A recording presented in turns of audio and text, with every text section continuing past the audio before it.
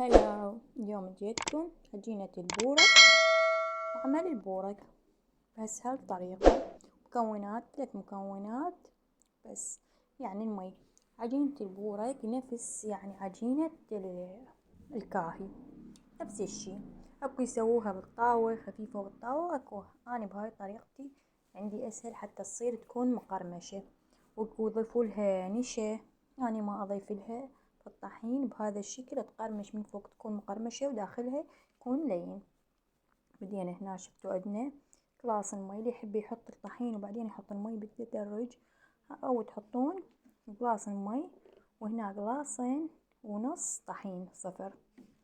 بديت مثل ما جاي تشوفون قدامكم، بديت اعجنه واشوفوا هذا النص كلاص تقريبا فوق النص كلاص بشوية. وانتوا بعد بكيفكم شلون تريدون تعجنوها مثل ما اني هاي الطريقة اعجنها، او تريدون تخلون الطحين وتضيفون شوية رشة شكر، رشة ملح بس. نبدي نعجنها وتكون عندنا اهم شي تكون عندنا قوم، يعني العجينة شلون تكون مثل اللاصق حتى نقدر نمدها، تنمد عندنا العجينة نفس عجينة العفو الكاهي. يعني شوفوا شلون شوية تقوم تلزق تصير، لان راح نخلي لها احنا زيت، اهم شي بالزيت. انتوا شايفين عندي العجينة الكاهي خالته، فاني حبيت قلت اشارككم بالعجينة. وانا عندي موجود حشو، عندي لحم فراح اسويه. صحيح ما حاطه بيه كرفس هواي، مفروض هو كرفس تازة نخليه او معدنوس. بعد بكيفكم. هنا ارتاحت عندي العجينة، ولما ارتاحت ابلش اقطعها قطع صغار صغار بهذا الشكل عمود. واهم شي نحطها بالزيت، اهم شي نخليها ترتاح بالزيت. يعني هاي النقطة لا تنسوها، حتى تصير تنفرش عندنا او تنمد عندنا العجينة. شوفوا اني دهنت الصينية هاي عندي بالزيت وابلش اخليهم. صارت عندي بقلاصين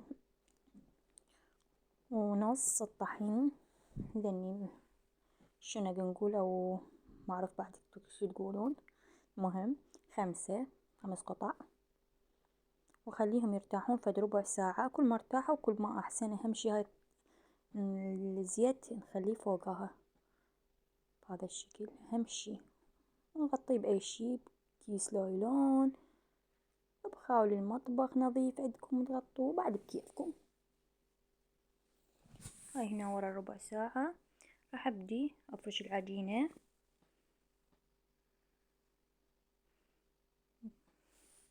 بهذا الشكل. افرشها، هي ما يحتاج الشبك بس اني فرشتها بالشبك. انا يعني اشوف بالايد احسن تفرشوها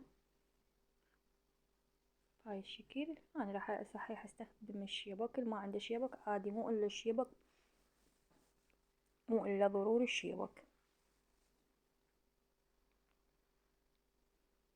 اكو بعضهم يضيفولها نشا، واكو بعض يسووها يعني خفيفة وبالطاوة نقول على النار العجينة.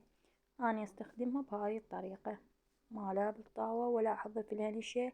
النشا يقرمشها وهاي كل من هو بعد بطريقته، بس بهذا الشكل هم تكون من برا مقرمشة وداخلها يكون لين. يعني هذا الشكل أنا سويته، هسه تشوفوها قدامكم إن شاء الله تعجبكم. وعادي إذا ثقبت العجينة عادي، يعني لا تديرون بال، بس أهم شي نظل نفرش بيه حد ما تكون عندنا خفيفة. تشوفون قدامكم هذا الشكل.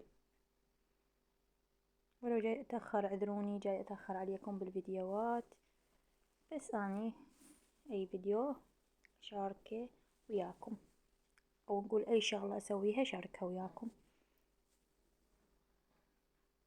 باب الزيت من تكون بالزيت ما تلزق عندكم ولا ابد بهذا الشكل. وابدي اقطعها. ذاك التصوير انقطع فصورت لكم النوبة حتى ليشوفكم، ما اريد اطول عليكم الفيديو حتى يصير ممل وشوية تبسط عندكم. كلكم تعرفون تحمسون اللحم، تعرفون تسوونه، فاني ما اريد اطول. قلت لكم الفيديو ما اريد اطول. وبهذا الشكل نقطعهن تريدون بس باللحم، تريدون جبن وهاي بعد بكيفكم. واللي يريد يسويها مثلثات أو أصابع بعد بكيفه همين. تشكيلتين تصير. باعوها هسه انثقبت عندنا عادي، باعوها هسه راح تضيع الثقب، راح تصير بالداخل يعني مو له بهذا الشكل، وتتقلى تتقرمش عندكم، راح تصير طبقات طبقات. طعمها والله كلش طيب يصير، وجربوها تنجح عندكم أبد ما تخرب، لأن سهلة وبسيطة. قلت أشكل وياكم همين واحدة ثانية وثالثة. تشوفون تشكيلة المثلثة شلون نشكلها، بهذا الشكل أنا أشكلها.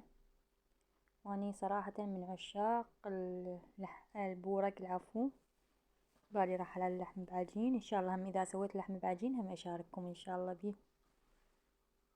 فرشة هم هيجي أمدها قبل ما أحشيها العجينة حتى تخف، كل ما تكون خفيفة بعد أحسن، حتى تصير طبقاتها خفيفة وما تصير عجين.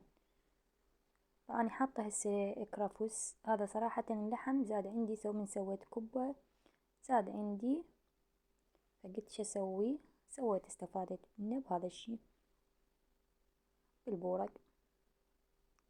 تقدرون تستفادون غير شغلة بيه، اللي يريد هو عادي لحم وتحمهم.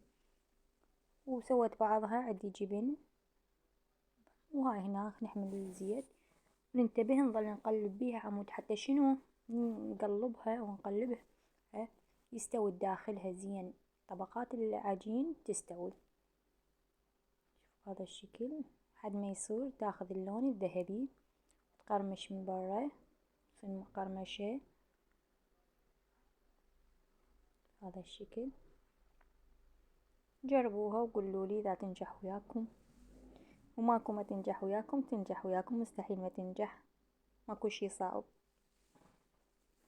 أنا أقول وصراحة ما جاي أقول العلي يعرفوها، علي ما يعرف يسويها أكثرنا، أو الكل شي قليل ما يعرفون يسووها، أكثر يعرفون يسووها وكلهن أمهات بيوت. نشوفوا شكلها شلون شكلها مقرمش.